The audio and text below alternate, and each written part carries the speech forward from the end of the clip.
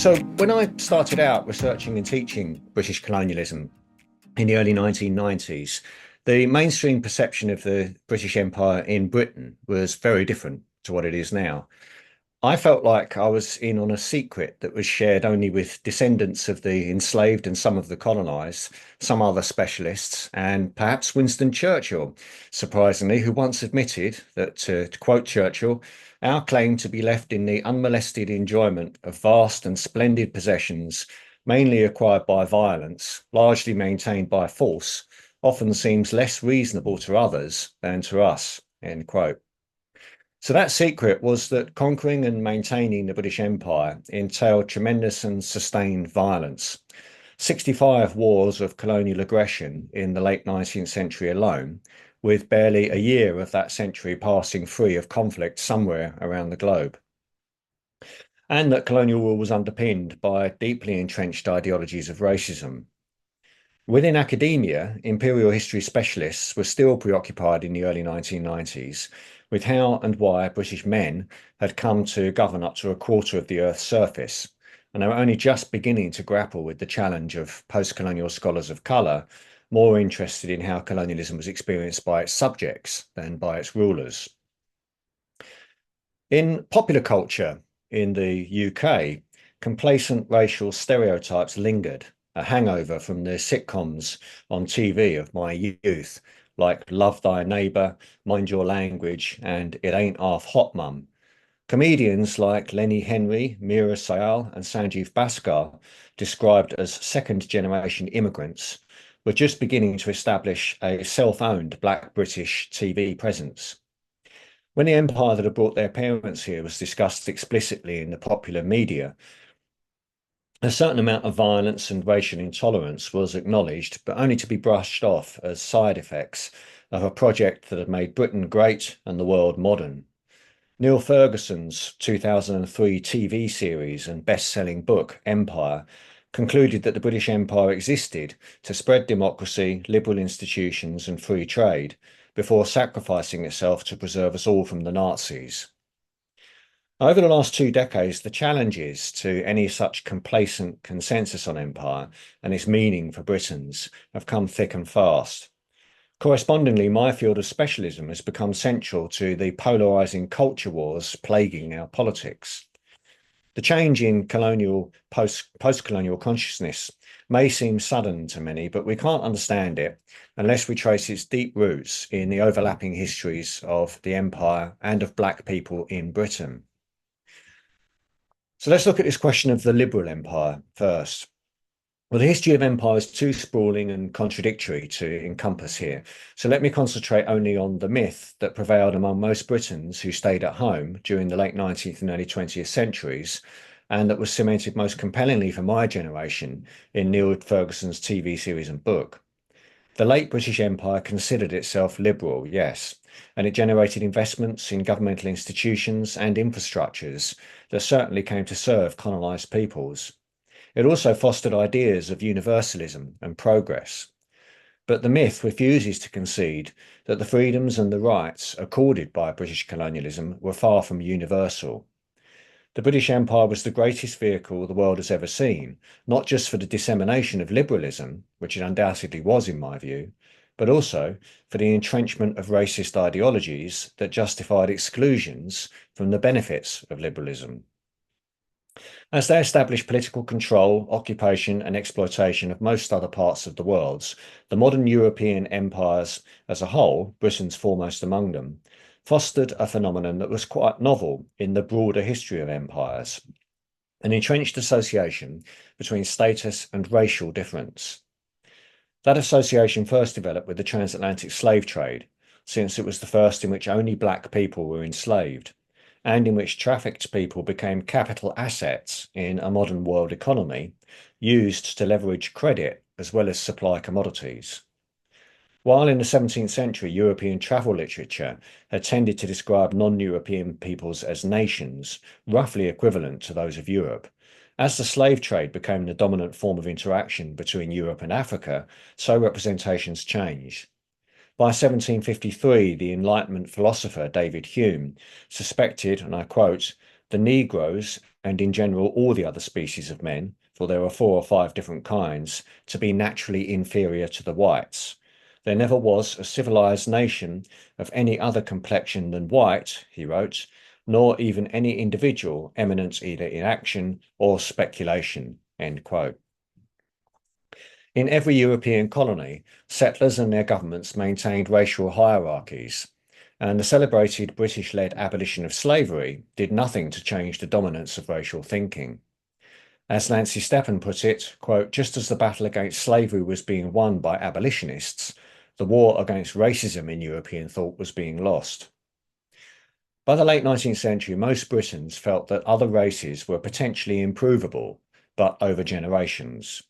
The even more pessimistic beliefs of racial scientists like Robert Knox, that inferior races were biologically incapable of improvement, were the outcome of their search for an objective rationalization of existing racial hierarchies. Hierarchical views of race were compatible with the notion that the empire's job was to civilize people of colour, assisting them to catch up with the British or European race over an indefinable evolutionary timescale. In the meantime, the supposed primitiveness and exoticism of certain colonised people rationalised their exhibition in the human zoos which toured Europe until the 1950s. By around 1900, for all the accommodations with Indian princes and merchants, for all the recognition accorded to African chiefs under indirect rule, and for all the reliance upon locally recruited or imported Indian troops and police in other colonies, and for all the espousal of universal liberal doctrines, those referred to as natives were expected to show deference to any white person they might encounter in every British colony. Periodically, moral panics would break out over rumours of black and brown men threatening white women's purity. Even the poorest white colonial families generally had black and brown servants to do their domestic work. When black and brown servants sought prosecutions for masters and mistresses who abused them, the odds of conviction were tiny in the face of white juries and judges, no matter how colourblind the law was in principle. Access not only to justice, but to jobs, healthcare, education, democracy, and even the railways was generally conditioned by race as well as wealth. Most British colonial authorities used property qualifications or territorial distinctions in rights and privileges, or simply trusted to the informal policing of local officials to create a de facto regime of white supremacy without specifically mentioning race de jure.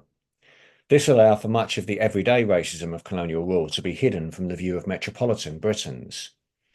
Many of the national servicemen sent to fight in the late colonial wars of the 1950s and 60s expressed their shock that local colonial authorities and settlers discriminated so routinely, blatantly, and brutally against black and brown subject peoples. Many Britons believed sincerely in a liberal empire, but what they saw as being appropriate for Britons at home and in the settler colonies was not necessarily seen as suitable for the subject races. Colonial subjects of colour needed to be civilised before they could exercise the responsibilities that came along with liberalism's individual rights in this view. Black and brown people were seen by the Britons who governed them as being rather like children, whose demands for equal rights with adults would be accommodated only for the sake of expediency. In the 1870s, the Secretary of State for India, Lord Salisbury, conceded that, quote, if England was to remain supreme, she must tolerate the political role of Indian princes and of participation by Indians in the administration. He added later, however, that if the number of well-educated Indians should increase, the government would face the indecent and embarrassing necessity of closing that avenue to them. End quote. The colonial secretary, Henry, 3rd Earl Grey, put it more bluntly. He said, quote, the principal bar to self-government in most colonies was their being inhabited chiefly by a population of which a large proportion is not of European race. End quote. British governance nonetheless gained widespread acceptance in many Black and Asian communities. It facilitated long-term prosperity for Indian merchants, investors, and middle classes, and hundreds of thousands and in India millions of colonised people sought alliances and worked on behalf of colonial authorities.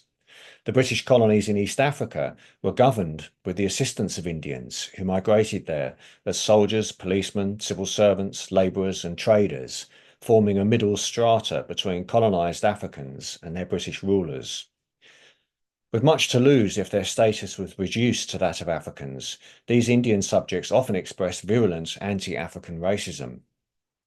Millions of colonial subjects served in the British military, and their deployment was critical in the success of most colonial campaigns, whether their motives were secure employment and remittances, personal status and pride in a martial identity, comradeship, the avoidance of slavery in the case of British West India regiments early on, the avoidance of famine or other forms of work, or loyalty to empire. And all of these sentiments were expressed by the Indian soldiers who were rehabilitated near where I live in Brighton in the Royal Pavilion Military Hospital during the First World War. What we should recognise today is that although Britain, as an advanced industrial power with emerging traditions of effective and liberal governance, often had much to offer its colonies, the intrinsic nature of colonial rule mitigated against all but a grudging sharing of these benefits. Sharing the rights that Britons had at home, especially those of democratic governance, with colonised black and brown subjects across the empire, would have meant the loss of Britain's colonial advantage. As those national servicemen found when they arrived in Kenya, Malaya, Aden and Cyprus, it was not generally contemplated until there really was no other choice. Now I want to turn to the situation in Britain itself. The history of the colonies became far more intimately connected with the history of Britain during this same period towards the end of empire, when both Conservative and Labour governments were still trying to hang on to the remains of empire. The distance between here in Britain and there in its colonies closed considerably as greater numbers of black and brown subjects migrated here.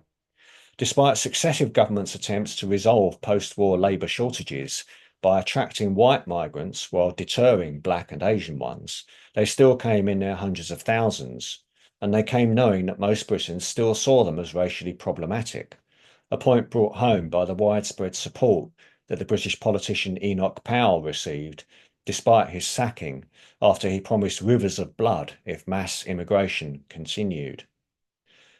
The first generation of so-called Windrush migrants, named after a ship which brought a large number of migrants from the Caribbean in 1948, that first generation of Windrush migrants responded with campaigns like the Bristol bus boycotts of 1963, which protested against discrimination against black bus drivers. That prompted the banning of outright racial discrimination in the Race Relations Act. The Act did little to erase the prevalence of racism in everyday life, though. The acquittal of the Mangrove Nine, a group of Caribbean-descended black people in Brixton in South London in 1970, first highlighted systematic racial discrimination within the Metropolitan Police, that's the London Police, 30 years before Macpherson's report into the racist murder of a young black teenager, Stephen Lawrence. The Scarman report into the riots, or what many black people refer to as the uprisings of 1981, in London, Liverpool, Birmingham and Leeds, sparked by heavy-handed policing of black youths, affirmed that representatives of the state were still discriminating against black people, whatever the law might say, just as colonial governments had done to the participants' parents. By the early 2000s, it was clear to many black people in both the UK and the USA that the achievement of equal civil rights in law was not enough to end systematic racial discrimination. The Black Lives Matter movement began in the USA in 2013 after the acquittal of George Zimmerman, who had shot dead the unarmed 17-year-old Trayvon Martin. But its appeal was felt across what Paul Gilroy has called the Black Atlantic, the connective tissue between descendants of the Atlantic slavery system on 3 continents. When the protests following the murder of George Floyd in the USA spread to the UK in June 2020, as the Black British historian David Olusoga writes, there was a terrible symmetry with the riots of the early 1980s. Both events took place in the cities from which the slave traders had set sail in the 17th and 18th centuries, Liverpool, Bristol and London. Cities that had been enriched by the slave trade and the sugar business saw fires set and barricades erected by young people who were the direct descendants of human cargo. Not far from the flickering flames of the 1981 Bristol riots, a statue of Edward Colston, a slave trader and member of the Royal African Company, which had a monopoly on the slave trade in the 17th century, looked on as the police were driven back out of the black St Paul's district. When that slave trader Edward Colston's statue was toppled in the Black Lives Matter protests of June 2020 in Bristol, it was not simply a knee-jerk response to what African Americans were doing on the other side of the Atlantic. It was the culmination of frustration that black lives still did not seem to matter as much as white lives, in Britain as well as in the USA. The protest broke out in the middle of the COVID pandemic, which in itself brought a spotlight to bear on the UK's enduring racial inequalities. Due to the overrepresentation of black people in low-paid public-facing service roles, along with housing and health inequalities, the mortality rate from the virus was running at 256 per 100,000 black men and only 87 per 100,000 white men. Black women were dying at the rate of 120 per 100,000, with white women at 52 per 100,000. In 2016, black graduates here were paid 23% less than their white counterparts. And since 2010, there had been a 49% increase in the number of unemployed ethnic minority 16 to 24-year-olds, while the figure for their white counterparts had actually fallen by 2%. Black people were twice as likely to be murdered, and when accused of crimes, 3 times more likely to be prosecuted and sentenced than white people. In 2022, black households were the most likely of all ethnic groups to have a weekly income of less than £400. People in white British households were consistently the least likely to live in low-income households. Despite grievances in the so-called Red Wall constituencies in Britain, relatively poor, usually referred to as white working class areas, in every region in England and Scotland, unemployment rates are actually lower for white people than for all other ethnic groups combined. The Windrush scandal, when people who had been here since childhood, brought over by their parents from the Caribbean, but without the requisite papers, were supposedly repatriated to countries that many of them had never lived in and never seen, was also part of the British social fabric that gave rise to the 2020 Black Lives Matter protests.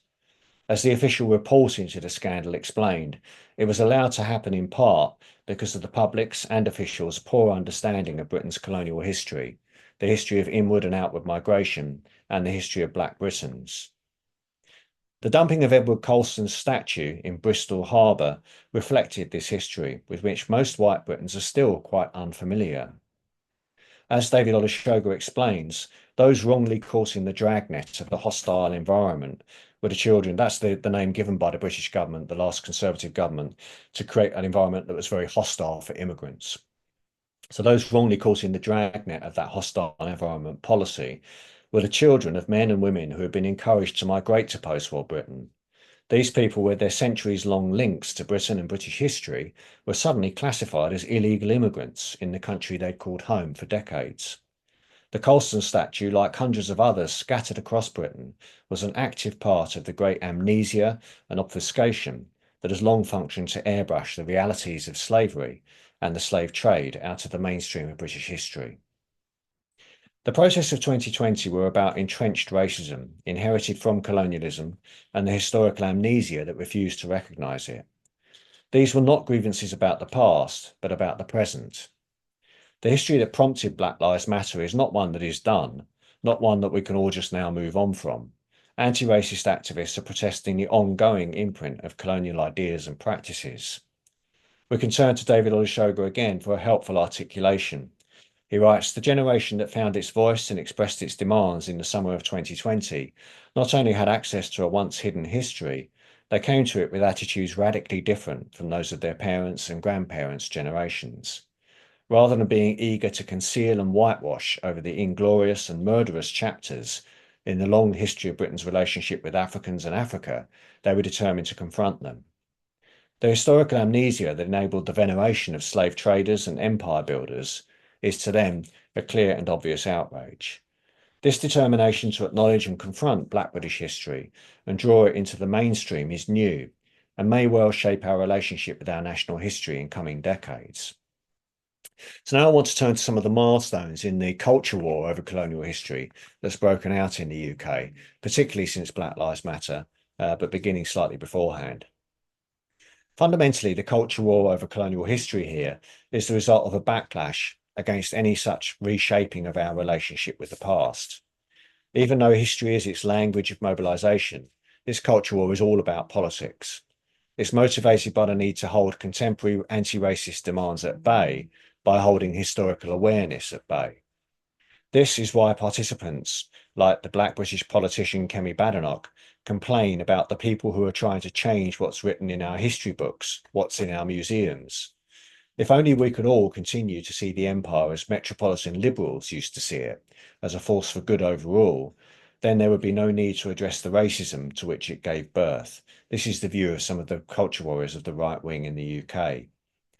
Played out in parliaments, the press, and on TV, the culture war over British colonial history is a battle for the soul of the nation and the definition of 21st century Britishness.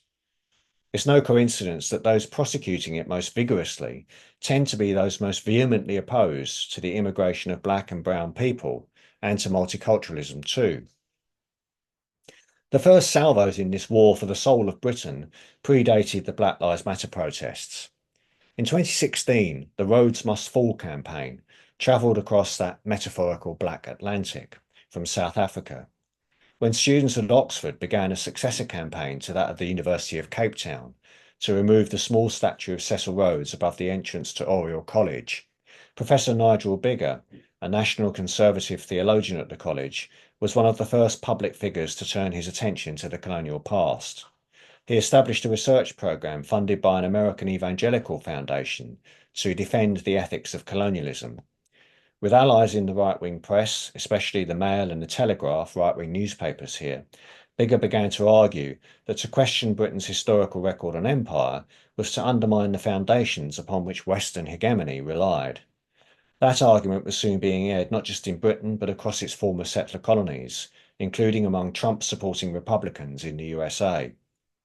The National Conservative Conference, described by Sky News as a global right-wing movement, which claims that traditional values are being undermined and overthrown, and promotes national conservatism as the best path forward for a democratic world confronted by a rising China abroad and a powerful new Marxism at home, is a key vehicle for its dissemination.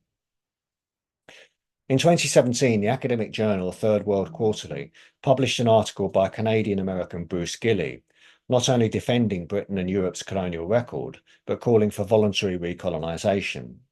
He presented data which appeared to show that formerly colonised countries had fared better on a range of indices in the long run than those which had remained independent, blaming stalled progress on the nationalists who led many countries to independence. Academics criticised Gilley's methods, data and findings, and the article sparked a furious reaction from anti-racist activists who saw it as eliding the violence and the racism of colonialism. The publisher withdrew the article on the grounds that serious threats had been made against the journal's editor. In the immediate aftermath of the June 2020 protests and Colston's toppling, discussion of the colonial past reached new levels of intensity. A crowd-funded website set up initially to protest at a visit to the UK by Donald Trump hosted a Topple the Racist map identifying other statues of men involved in colonial violence and exploitation ripe for targeting. Activists called for some of them to be removed or for additional explanatory plaques to be added. Right-wing newspapers and some conservative politicians reacted by encouraging groups of far-right activists to form protection rings around statues, including many that nobody was proposing to remove. Oliver Dowden, the then Minister for Culture, declared, "I would happily chain myself to Nelson, who stands at the top of a 52-metre high column in Trafalgar Square, to stop him being removed." Aside from the contestation over statues, the Black Lives Matter movement prompted a number of venerable institutions, including Oxbridge colleges, the Church of England, the royal family, banks, insurance companies, and large corporations, to trace their own complicity in slavery and plan reparative actions, with a corresponding condemnation of such efforts as woke from those opposed. Recently, right-wing salvos have been fired at the Church of England's report on reparations, for its role in the trafficking and ownership of enslaved people on mission-owned plantations in Barbados. In 2021, after Black Lives Matter protesters graffitied the word racist on the plinth of Winston Churchill's statue in Westminster, the Cambridge College, named as his national memorial, embarked on a series of online discussions to bring to light his relationship with race and empire. Even before the first event had taken place, the Daily Mail quoted Churchill's grandson, Sir Nicholas Soames MP, describing it as, quote, an idiotic debate that's got out of control in all our universities. In 2020, the Mail had already been forced to pay the academic who would chair the events, Professor Priyamvada Gopal, £25,000 in damages after claiming falsely that she was attempting to incite a race war and that she supported and endorsed the subjugation and persecution of white people. The Churchill College series of discussions lasted for just 2 sessions before it was terminated by a campaign orchestrated by the right-wing think tank Policy Exchange, the Telegraph newspaper, and the Churchill family, who threatened to withdraw support for the college's hosting of Churchill's archive. A Policy Exchange paper, published by Andrew Roberts and Judithu Gabriel-Hannes, misrepresenting what a panel comprised of scholars of colour had said about Churchill, was critical to their victory.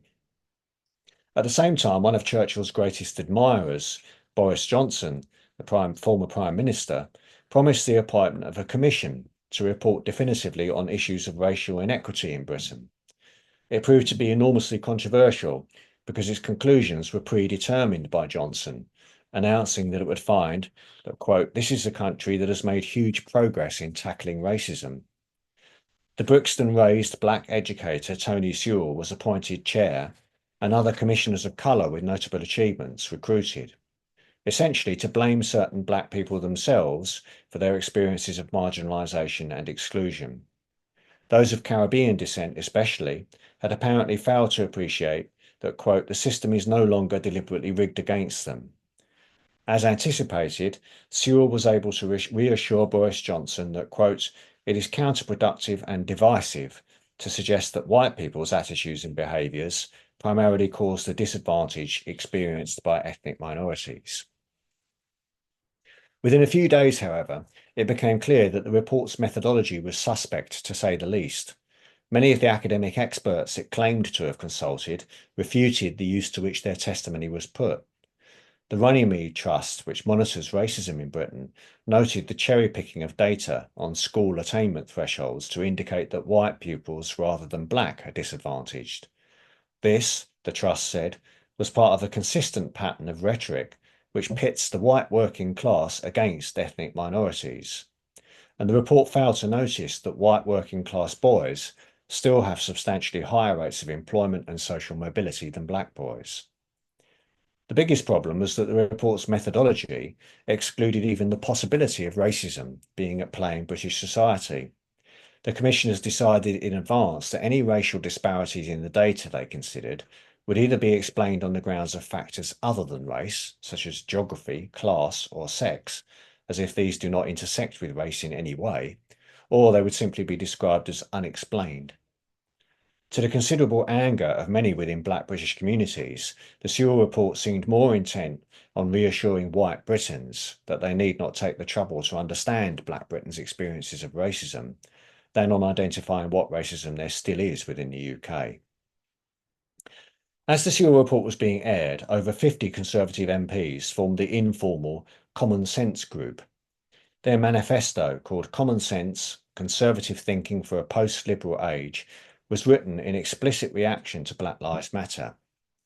Introduced by Sir John Hayes, it decries, quote, the intolerant woke dogma of Black Lives Matter, seeing it as an extreme cultural and political group, fueled by ignorance and an arrogant determination to erase the past and dictate the future. Gareth Bacon, one of the Conservative MPs who belonged to the group, claimed that traducing the reputation of key figures in our country's history calls the very sense of what it is to be British into question. Britain is under attack, he said, not in a physical sense, but in a philosophical, ideological and historical sense.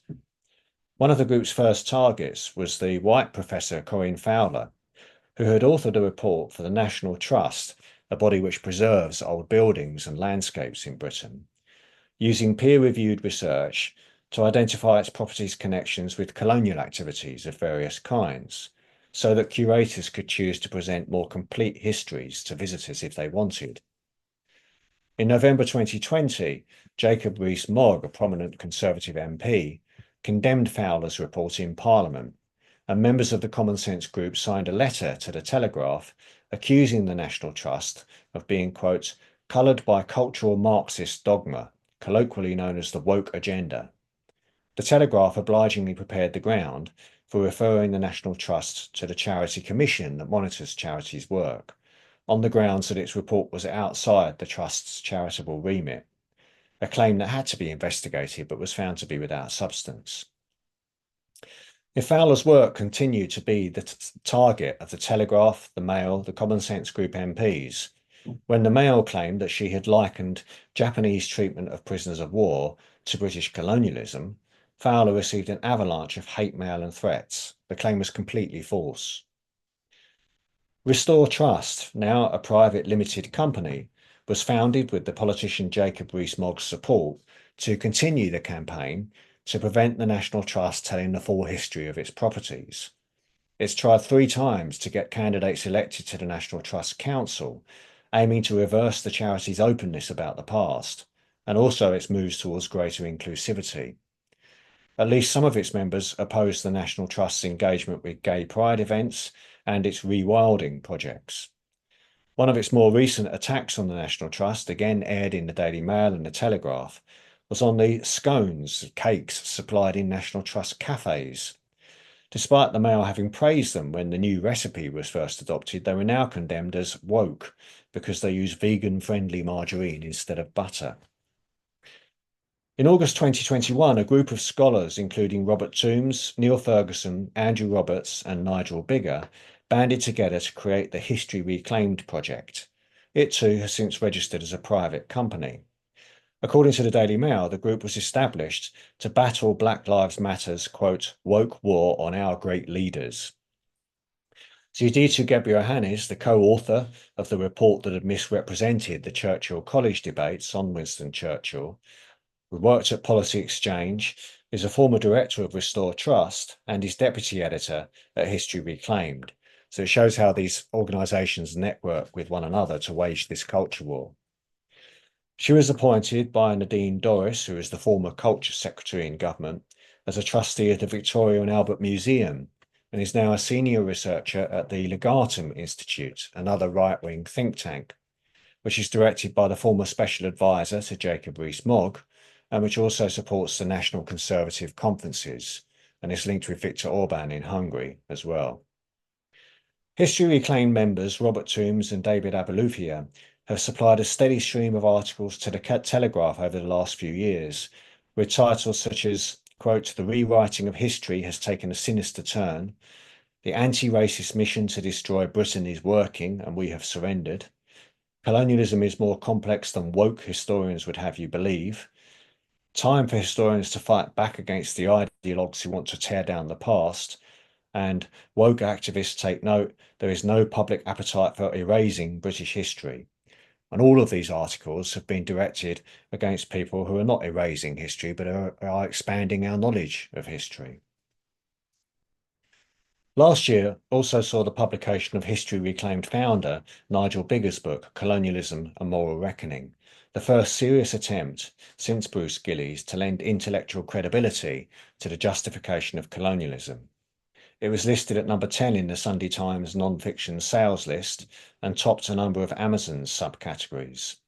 It purports to be a balanced, rigorously researched account of colonial practices and an analysis of their ethics, and it received glowing reviews in the right-wing press in Britain.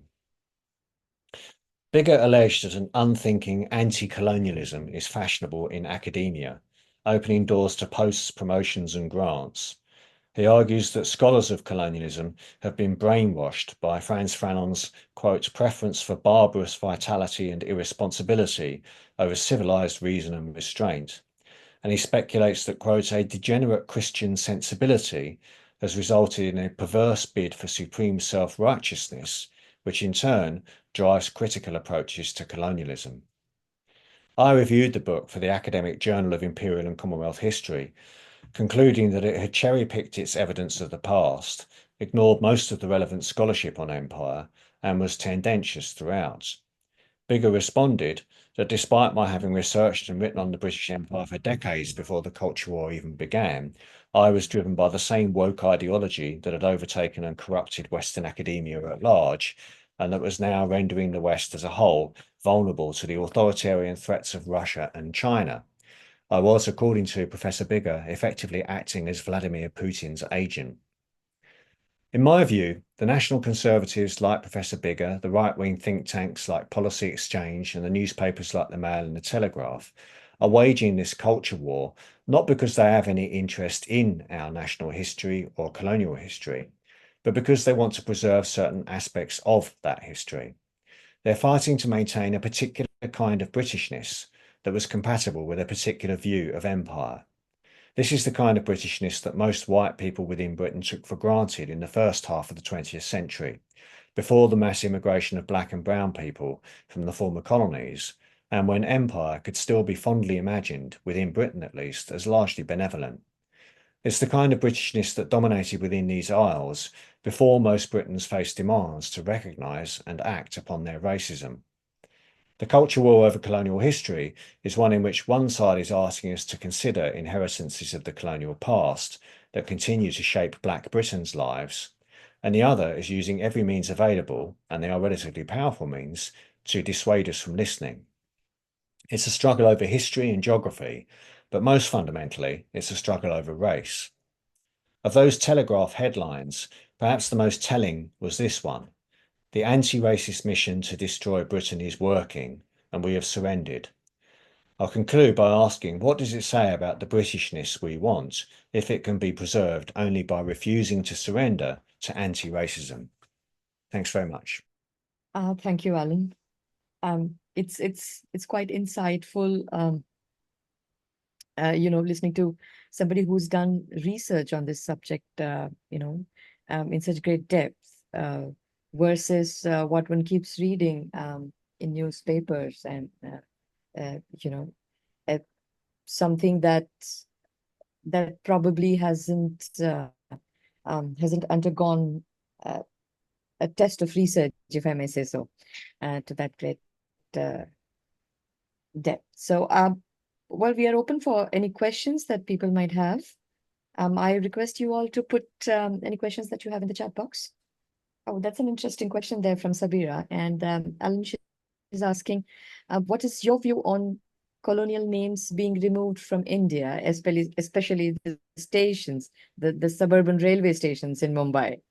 Yeah, that is an interesting question. I think these kinds of decisions, which are going on in most former colonies now, have to be taken based on local consensus. But of course, the difficulty is establishing that consensus and deciding whether or not there is consensus. And what often tends to happen is that the most powerful voices get heard in these debates. And so it's a very difficult question. I think the only way to conduct it relatively fairly is to do some kind of poll among residents, but then that excludes visitors. So I don't think there are any easy answers to these questions. But where there is a genuine consensus that it's time to change some of these imperial names, then I certainly think that should happen. And one example I'm more familiar with is in Australia, where a number of names of people who inherited slave money or who conducted even massacres of Aboriginal people are now being changed, and largely with the consensus both of settler Australians, white Australians, as well as Indigenous peoples. So I don't think there's any kind of catch-all answer. I think it depends on the circumstances in each case. Thank you, Alan. Naveen, actually, he's making a statement and then asking a question. He's saying racism would exist in all past colonies. How would you compare Britain with other countries like France and Belgium in reconciling to the atrocities of colonialism that they committed? Yeah, it's a very good question. It's one I get asked quite a lot, given the kind of politically charged nature of these debates about empire in Britain.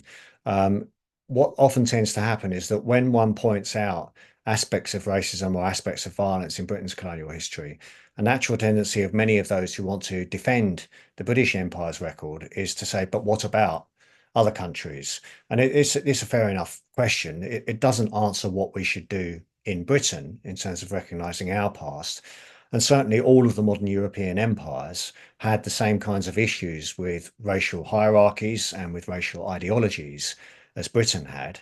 And indeed, there was a broad consensus among the European empires, even though they contested and conflicted with one another, that white superiority was a fact. This was accepted by all of them. And some of the racial thinkers, some of whom were British, some of whom were French, notably some of whom were German, who propagated these ideas, had those ideas read, their texts circulated across Europe and across North America as well. So there was a widespread acceptance among many white people in white superiority. And of course, atrocities against colonized peoples in every empire.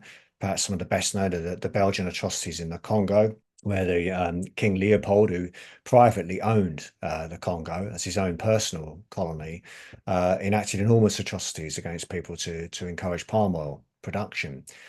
So no one's saying that Britain alone is responsible for the legacies of racism. But the question for Britons is, what are they going to do about the British legacies? Right. And then he also is asking, also, don't you think there is a cancel culture on both sides? Yeah, no, thanks for following up there.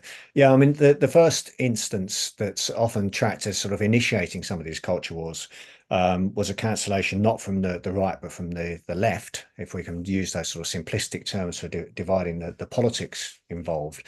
And that was what happened to Bruce Gilley's paper published in Third World Quarterly, which was a defense of colonialism. And to my mind, it was horrendous that the publication of that paper was met with threats to the editor, and the journal withdrew the article accordingly.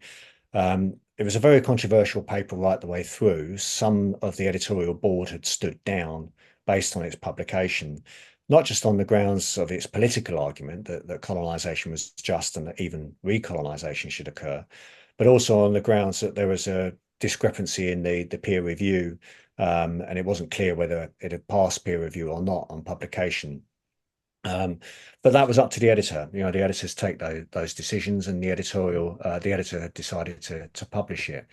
But those threats were an aspect of council culture, which is totally unacceptable. And I think what's happened since is that most of the council culture, when it comes to research on colonialism, is actually coming from the other side now, with death threats, police having to be called for historians just doing their work, because that critical work on empire is associated with a critique of Britishness. It's called anti-British in much of the right-wing press. So people who've written journal articles on aspects of slavery, particularly when it comes to iconographic things like the country houses in the English countryside. As I mentioned, the National Trust published a report which is very factual, and which simply looked at peer-reviewed research to say which properties were connected with, for instance, slave owners who earned their wealth through slave ownership or through East India Company activities. There was no judgment involved. It was a purely factual account so that visitors would be aware of where the money came from for these houses. And the author of that report, Colin Fowler, had to have police protection. So this council culture has come from both sides. You're quite right.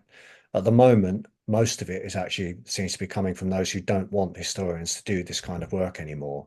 And I think that's partly because since the Gilley instance, which was sort of an unorganized attack by I don't know how many individuals making these threats, the backlash against Black Lives Matter in 2020, a couple of years afterwards, has resulted in a much more sort of organized conservative reaction against the revealing of these histories. So we've now got a number of think tanks, privately funded companies, many of them obscurely funded by private funders, private backers, who are coordinating much more effectively than those initial sort of left-wing councillors were. So it's by no means only one side, but I think it is disproportionately one side at the moment. Yep. Claire says, you talk about a battle for the soul of the nation. Do you have hope that the politicization of history by the right wing can be overcome, and how? That's yeah, another very good question. And there's elements of hope and there's elements of despair at the same time. And who knows which way it will go. I mean, certainly in Britain, one of my hopes is that we now have a new government which isn't so wedded to culture war. I mean, I'm not particularly sort of loyal to any one political party or the other in the UK, but I just want a government which isn't actively sponsoring division about the past and which isn't actively attacking professional historians for doing their work. And that was becoming more and more the case under the last government.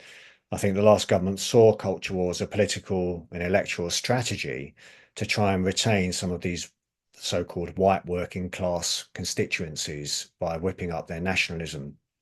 And I think in some ways, the sort of chickens have come home to roost, and we've seen the results of that in the recent riots in many of those towns that we're talking about in Britain, race riots in which people seeking asylum were attacked in the hotels they were being housed in which black and brown people were attacked, and in which Muslim and mosques were attacked in particular.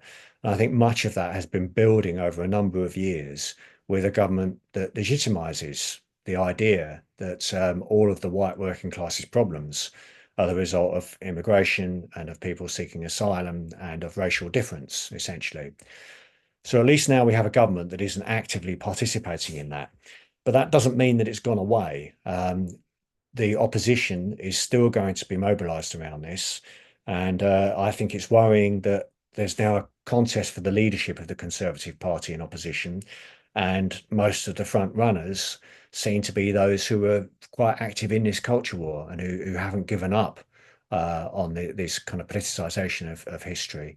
One of them, Kemi Badenoch, whilst still in government, even backed a report authored by a think tank which denied that slavery had any role in Britain's economic growth, an absolutely absurd claim. And she, on a number of occasions, has condemned historians for doing historical work on colonialism, for raising issues that are uncomfortable for Britons and for a more traditional sense of Britishness. So that's worrying. Even more worrying, though, I think, is the transnational connections, because this politicization of history isn't just a British thing. I mentioned the American context before. As you will know very well, politicization of history is a multinational and transnational phenomenon at the moment. And there are a number of authoritarian regimes, authoritarian governments, which all have a vested interest in preventing certain kinds of history being told and being discussed. And that transnational mobilization, we're seeing the rise of the far right in Germany at the moment. There are predictions that a neo-Nazi party in Germany is going to take control of one of the regions in the forthcoming elections. So this sort of suppression of critical historical inquiry, turning the clock back to authoritarian suppression of historical work, is a very worrying manifestation across much of the globe at the moment, and not just in Britain. So I have some hope, but I also have some very deep concerns. Mayurish says, really nice talk. Do we have any idea how caste or regionalism plays out in the debate of race and inclusions in Britons with South Asian origins? Yeah, that's a very interesting question too.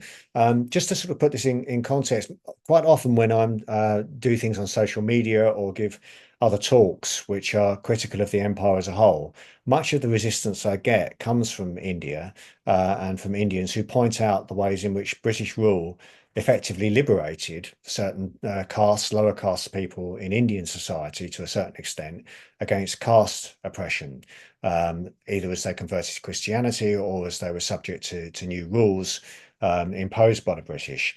And no one would want to deny that when colonial authority is imposed, it reconfigures existing social relationships.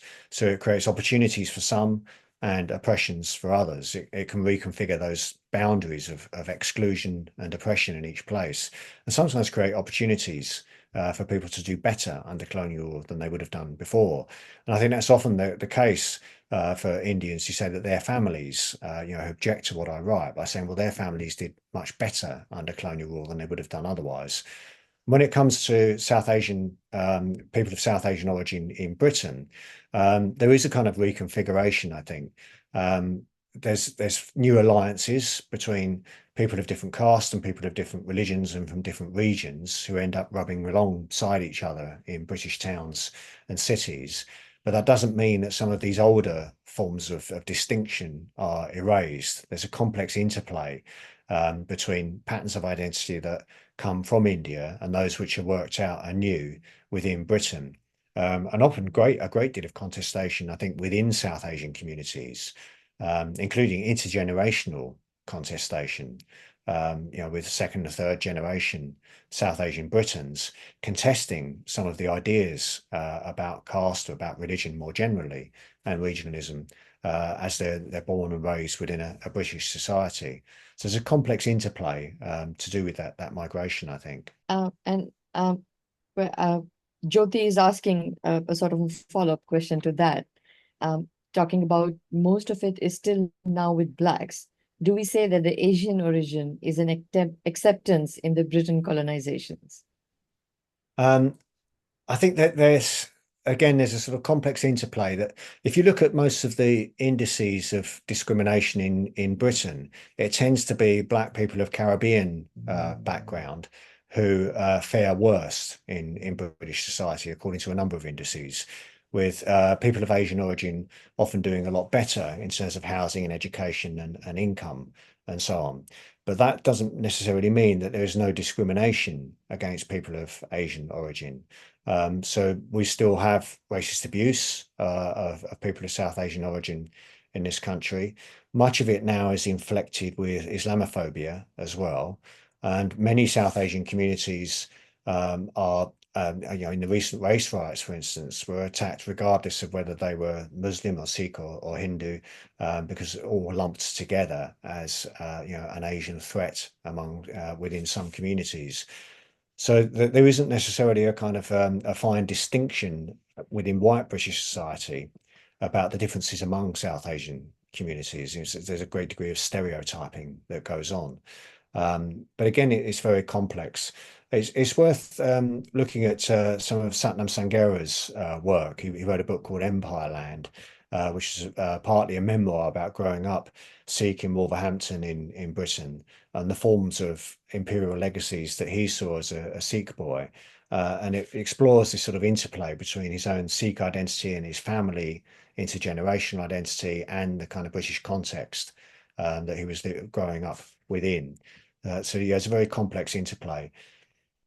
Yeah, and Jay is saying that I can say British Asians, especially the second generation, feel the sentiments of what Alan discusses.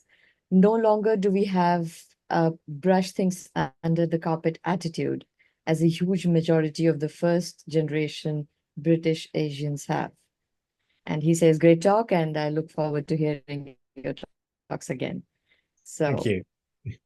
Yeah, I think, interestingly, Mayuresh is asking, do you have any idea about how the dialogue about colonialism in UK travels to places like Australia, New Zealand, and Canada?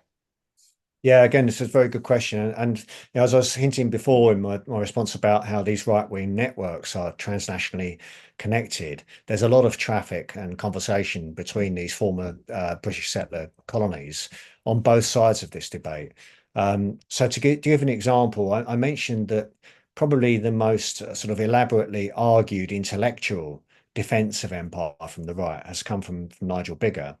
And in his book on colonialism, he devotes a great deal of attention to an Australian right-wing journalist called Keith Windschuttle, who did many of the things that the Biggar and others here are now doing in Australia in the 1990s and early 2000s. And among Australian historians, it's known as their history wars. And what prompted it in Australia was the 1988 bicentenary celebrations, of the colonization of Australia, and whether that should be celebrated as most conservative Australians wanted to do, or sort of bemoaned as those who empathise with Indigenous peoples wanted to do. And in that context, Keith Windschuttle became one of the first sort of right-wing culture warriors, writing a book condemning Australian historians for, as he saw it, exaggerating the violence of colonisation in Australia. And he denied that the colonisation of Australia had been particularly violent, wrote a much more sort of celebratory narrative, and essentially went so far as to say that Aboriginal societies brought their own destruction upon themselves by not being equipped for the modern world. And it wasn't Britain's fault that there was such huge destruction to Aboriginal society. So Bigger reproduces those arguments in his book. And we've seen organisations here like History Reclaimed have a number of Australian and New Zealand and Canadian members who are all fighting similar sort of culture wars. Each place has its own take on these wars over history.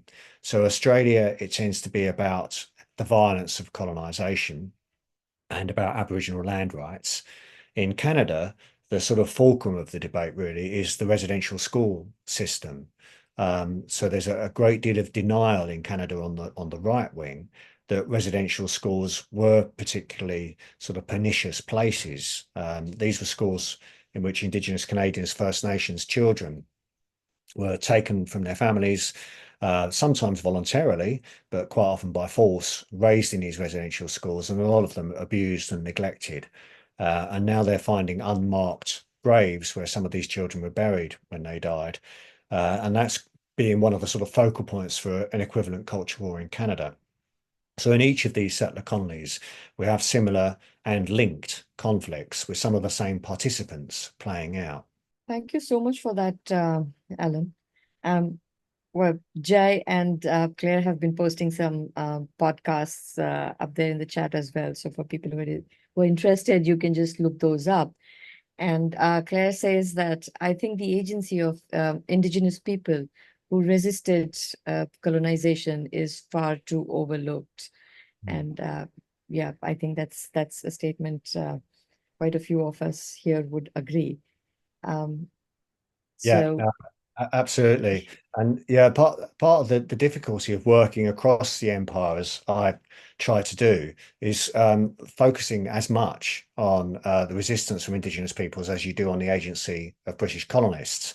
You know, the archives lend themselves more to the latter than the former, but also the kinds of international networks. But there is more work being done now on the ways in which rather discrete Indigenous struggles came to be more and more connected in the same ways that empire was more and more connected, particularly in the late 19th and early 20th centuries. You had nationalist movements, the Pan-Africanist Congress, for instance, Indian Congress people coming to London, connecting with Irish nationalists and others. But there's also been some great work. There's a paper by the late Tracy Banavano-Amar, very much missed Australian historian, looking at the ways that Pacific peoples, Aboriginal people, Pacific Islanders and Māori from New Zealand were beginning to network their resistance to colonisation and even to anticipate the colonisation of Pacific Islands, even from the late 18th and early 19th centuries. So there's much more that needs to be done. And I think Claire's absolutely right. It's far too often overlooked. And I've got to admit to some culpability in that myself, because my work tends to have been more about colonizers and colonizing. all right, then, if there are no further questions, I think I'll close this Q&A, unless somebody wants to ask something or comment on something last minute. Just as so I saw Jais mentioned trying to get myself and some others together at Jaipur Literature Festival. Yeah, great. Yeah, For it. he says, let's make it happen, right? So, Yeah, brilliant. yeah. So, well, thank you very much, Alan, and I hope that more talks such as these and the openness with which we discuss these issues will definitely go a long way in trying to well, I don't know, bring these issues to the fore, and people discussing more about these issues rather than not.